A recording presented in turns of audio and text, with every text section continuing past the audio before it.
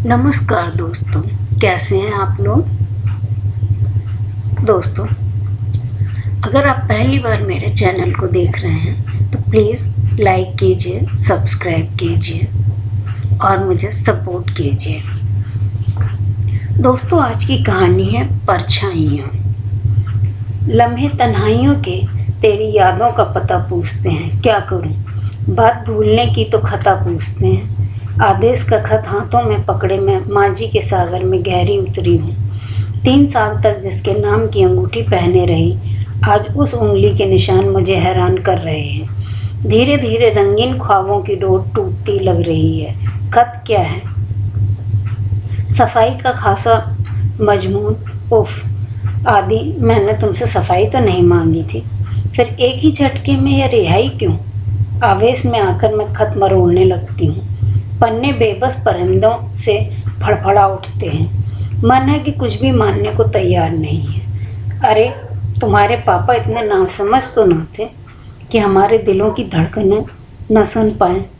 ये सदियों से चला आ रहा है कि विजाती होने का पत्थर रोड़ा बना दूं।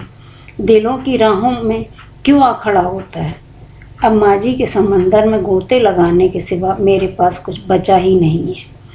उसके हर खत के इंतज़ार में हर आहट पर चौंक जाना मेरी फितरत बन गई थी। किसी और का दामन थामना ही था तो मुझे ख्वाबों में इस माया जाल में क्यों उलझाए। मैंने आदि से फ़ोन पर आखिरी बार मिलने की विनती भी की थी।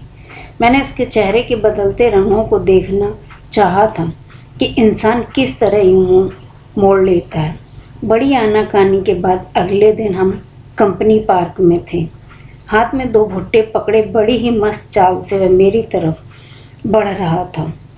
मुझे अपने अंदर छिपे डर की आहट सुनाई दे रही थी, फिर भी मैंने साहस बटोर कर इतना कहा था, आदि जरा सोचो तो, मुझे इस तरह मझधार में छोड़ दोगे तो मेरा क्या होगा। सभी दोस्त रिश्तेदार जानते हैं हमारे इस रिश्ते के बारे में। मैं रुंधे गले से उसके कंधे पर सिर रखकर सिसक उठी। आदि ने बस इतना कहा, स्नेहा प्लीज़ रो मत, देखता हूँ मैं कुछ कर सकता हूँ कि नहीं। मुझे उसी मोड़ पर छोड़कर वो आगे बढ़ गया। मैं अपने भीतर की पीड़ा को समेटे घर लौट आई तो माँ ने भी टटोलना चाहा और मैं अपने दर्द को छिपाने में नाकाम रही। मुझे वो पल याद आने लगा जब तुम नोट्स लेने मेरे घर चले आते थे और माँ तुम्हें देखते ही झट से रसोई में जाकर बेसन घोलने लगती थी, क्योंकि तुम्हें गोभी के पकौड़े बेहद पसंद थे।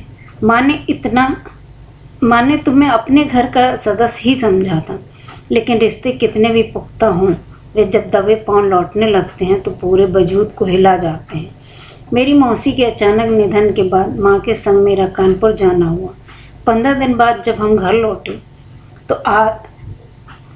तो दरवाज़ा खोलते ही एक खत पड़ा हुआ मिला। कमरे में आकर आदि का खत पढ़ा तो मेरे सिसकने की आवाज़ माँ ने भी सुनी। आदि ने अपने कदम नई मंजिल की ओर मोड़ लिए थे और मैं उसे चाहकर भी न पा सकी।